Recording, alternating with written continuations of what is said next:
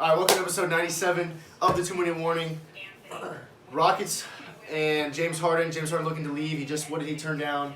$102 million two-year extension. Something like that. He just turned down big money from the Houston Rockets. He wants out. Jay, if James Harden goes to the Nets, what do you see that team doing this year? Yeah, it's very clear James Harden does not want in town with the Houston Rockets. He wants to go chase a ring, get a ring, win a championship. He does kind of deserve one. He wants to team up with KD and Kyrie Irving.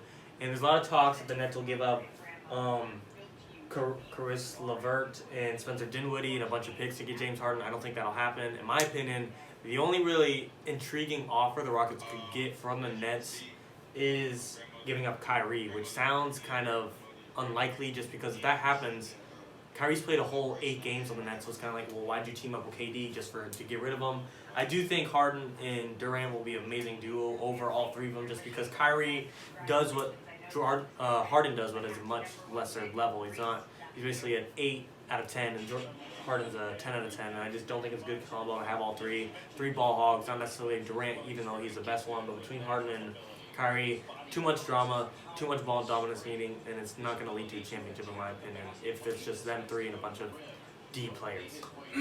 So I agree. I think that if they were to give up Kyrie and get Harden, I think that would work quite a bit better than if all three of them were there.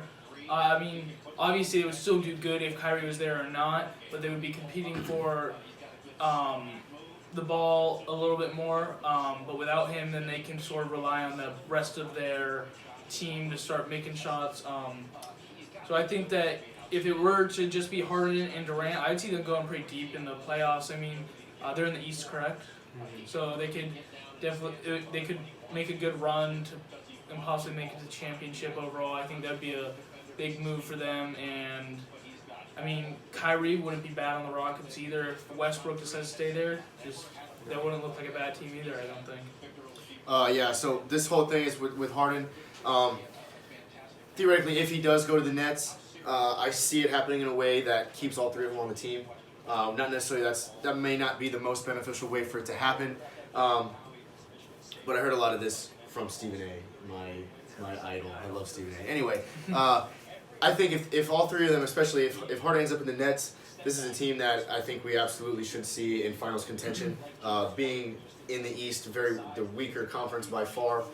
So if you see the three of them, Durant, a healthy Durant, hopefully, a healthy Kyrie Irving, hopefully, and then a James Harden, I think that's a team that we absolutely should see either making a strong push to the finals, if not making it there. Otherwise, it'd be disappointing. I mean, this past year we saw the whole situation with Kawhi and Paul George on the Clippers. That was just a letdown in my opinion, and I think in the whole NBA fan base opinion that they lost that lead to the Nuggets.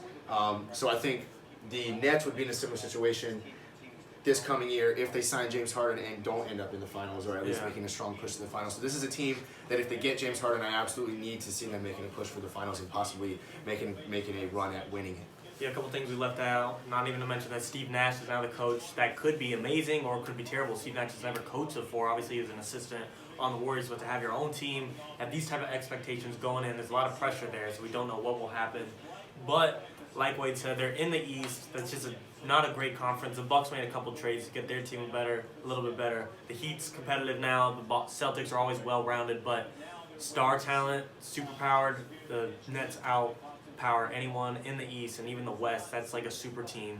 And we haven't even mentioned their 4th star, DeAndre Jordan. Used to be one of the greatest centers in the league. Now he's a little bit older, still above average, still can contribute. Great center.